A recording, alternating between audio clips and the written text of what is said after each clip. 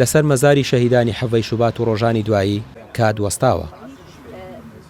15 ساڵ تێپەڕی، بەڵام بۆ باوکە پیرەکەی ڕێژوان و دایکە جەرگ سوتاوەکەی هێشتا هەر حەڤەی شوباتە.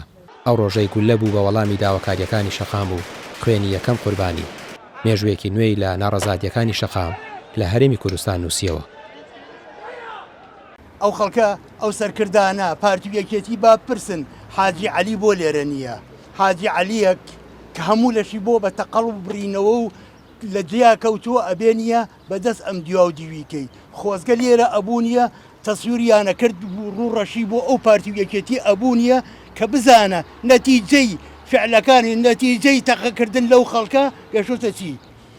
یعنی سێ بەشی ئەم ماڵە شەهیدانە هەر ئەوەیە هەناسە ئەیەن ئەکینە هەمووی مردوویەکی زمن و بە هیچ نەگەیشتووە. کەیسی کوڕەکانمان چۆن ئێمە سکاڵاکانمان کە نووسیوە و یاومانە بە دادگا لە دادگا ماوەتەوە یە لەوانێ هەر فرێش درابێ.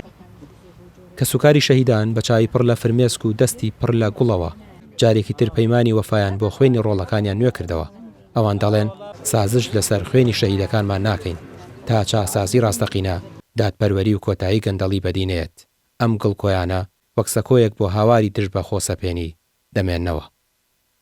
ئۆپۆزیسیۆن سەرکردایەتی خۆپشاندانێکی بۆ شێوەی جەماوەری بکا بۆی لەم میحنەتە نەجاتمان بێ. ئەجینا خەڵق زیندووە، خەڵق دایمە ئامادەی سیاسەتە، خەڵق ئازارەکە لە دڵگایەتی، بەڵام ناومێت کراوە لەبەرەوەی ئومێدی بۆ میکانیزمن یەکە تا ئێستا پەیڕەوەکیە.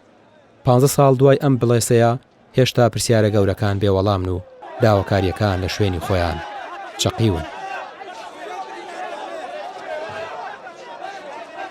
کە سوکاری شەهیدانی حەڤەی شوبات دەڵێن تاوەکو ئێستا داواکاریەکان جێبەجێ نەکراوە، بەڵام هەتاوەکو ئێمە بمێنین حەڤەی شوباتیش هەر بەردەوامی دەبێت. ڕامیار عوسمان کەناڵی پێیام سلێمانی.